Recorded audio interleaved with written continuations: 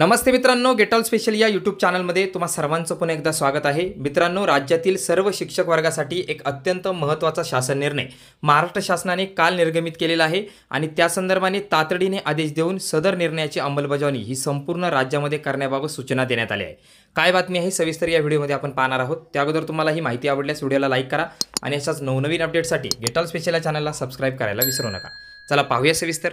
महाराष्ट्र शासन शालेय शिक्षण आणि क्रीडा विभागाचा दिनांक 15 मार्च 2024 हा शासन निर्णय राज्यातील सर्व शिक्षक संवर्गासाठी पेहरावासंदर्भात मार्गदर्शक सूचना निर्गमित करणे व शिक्षकांच्या संबोधनाबाबत शासन परिपत्रक राज्यातील स्थानिक स्वराज्य संस्था, खाजगी अल्पसंख्याक इत्यादी सर्व व्यवस्थापनांतर्गत अनुदानित, अंशतः अनुदानित, विनाअनुदानित, स्वयं अर्थसहाय्यित तसेच अल्पसंख्याक व्यवस्थापनाच्या सर्व माध्यमाच्या व सर्व बोर्डाच्या शाळांमधील कार्यरत शिक्षक हे भावी पिढी घडवत असतात। तसेच जनमानसात त्यांच्याकडे गुरु, मार्गदर्शक म्हणून पाहिले जाते। या शिक्षकांचा संबंध हा विद्यार्थी, पालक, गावातील प्रतिष्ठित व्यक्ती व लोकप्रतिनिधी यांच्याशी येत असतो। तसेच त्यांच्यासोबत संवाद होत असतो। अशावेळी त्यांची वेशभूषा हा त्यांच्या व्यक्तिमत्वाचा अत्यंत महत्त्वाचा भाग म्हणून पाहिला जातो। संबंधितांच्या वेशभूषेवरूनच ते कार्यरत असलेल्या पदाची एक विशिष्ट छाप पडत असते। त्यामुळे शाळेमध्ये विद्यार्थ्यांना अध्यापनाचे काम करीत असताना वेशभूषेबद्दल जागरूक राहून आपली वेशभूषा ही किमान शाळेस व पदास किमान अनुरूप ठरेल यावरी सर्वतोपरी काळजी घेणे अभिप्रेत आहे।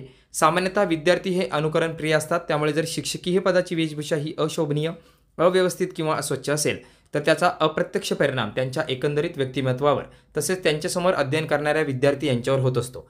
ही बाब विचारात घेता राज्यातील सर्व संबंधित व्यवस्थापनाच्या शाळांतर्गत कार्यरत शिक्षकांकरता दैनंदिन पेहराव कशा पद्धतीचा असावा याबाबत पुढील प्रमाणे मार्गदर्शक सूचना देण्यात येत आहे। सर्व शिक्षकांचा दैनंदिन पेहराव हा शिक्षकी पदाला अनुसरून असावा।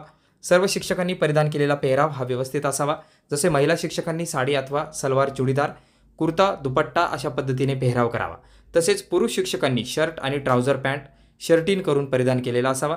गडद रंगाचे व चित्रविचित्र नक्षीकाम चित्रे असलेले पेहराव परिधान करू नये। तसेच शिक्षकांनी जीन्स व टी शर्टचा वापर शाळेमध्ये करू नये। परिधान केलेला पेहराव स्वच्छ व नीटनेटका असावा याची सर्व शिक्षकांनी दक्षता घ्यावी।